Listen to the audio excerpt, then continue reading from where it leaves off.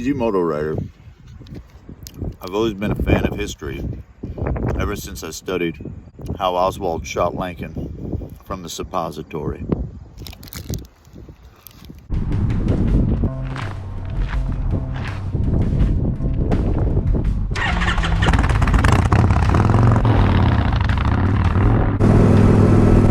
TG MotoRider on my Vulcan 1600.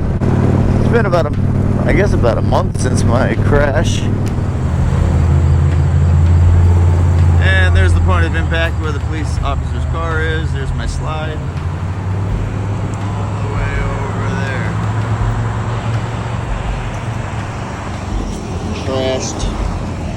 Crashed. V-Strom is toast. Out here today on my cruiser, just kind of chilling a little bit.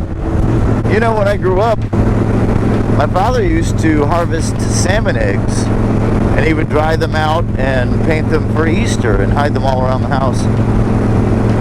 But there were like thousands of them, and usually by mid-May you could smell the ones you never found. Anyway, I'm doing fine. I got back, I was on a bike 2 days after that crash. I wanted to put a video out there, kind of talk about, how do you manage the stress? There's more joy than stress, obviously, or I wouldn't do it. And I think most riders would agree with that. Even riders like me that have crashed, I'm pretty sure each one of them would tell you, it's still worth it. Now, I've had people tell me, well, you got lucky, you're an idiot. And I have had people tell me that. But you know what? The same people that tell me I'm an idiot for riding a bike every day are the same ones that are so interested. Oh, what stunts did you do? Oh, what stunts were you in movies? What did you do? They're the same ones that want to know about that. But you have one incident with the bike and, oh, God, you're an idiot for riding. It's a double-edged sword, I guess. The problem is, I really deeply do love this, or I wouldn't do it.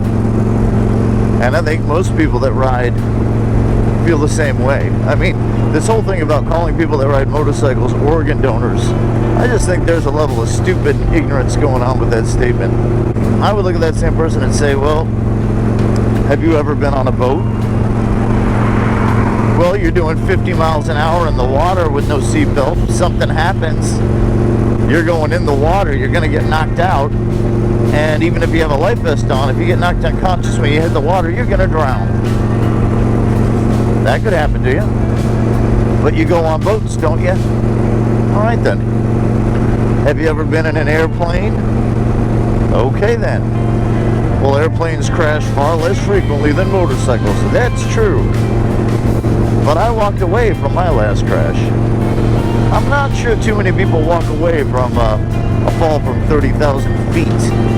I'm just going to put that one out there. I just think the motorcycle community deserves a lot more respect than it gets. And I think when you're out there riding, sometimes you see the way people treat motorcycles. It puts your blood pressure up a little bit because they almost treat like, well, you're an idiot for being out there anyway. There's that attitude with a car, with cagers, I guess. They sort of shrink you down, narrow you down, and chop you up for easy mental digestion because they can't wrap their brain around what really makes you operate. That's what people do. Anyway, if you want to ride, ride. Don't let anyone... If you don't want to ride, don't ride. It's a personal decision. I had people in my face telling me, you just crashed, you idiot, you're back on a bike. Yeah, well, too bad.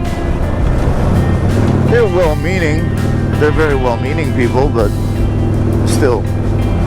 And I don't get offended. I understand. It's sweet that they care. I think that's real nice. I have no plans on putting this down anytime soon.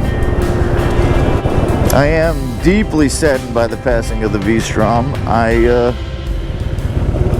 That was the bike my wife and I always two-upped on, We liked that bike a lot because you could go down fire trails, you can go down wherever, and it was a great bike for two, actually.